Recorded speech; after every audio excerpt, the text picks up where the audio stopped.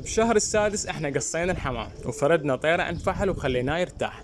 فاليوم بتاريخ 2/7/2024 احنا راح نبدي نجر الحمام. فشلون نخلي نمو الريش مالت الحمام بصوره صحيحه ونتخلص من كل مشاكل اللي تصير ويا الريش، تطلع الريشه معوقه او تطلع مفتره او توصل لحد النص وتوقف عن طريق هاي الخطوات.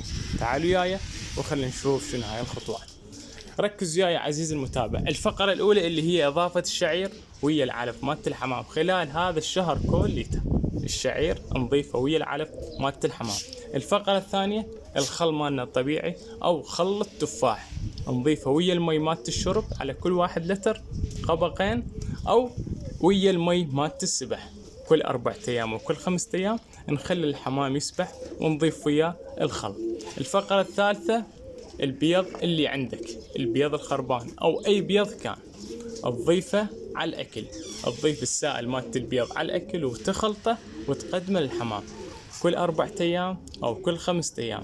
هاي الخطوات الثلاثة حتى تضمن نمو الريش مالت الحمام يكون بالصورة الصحيحة.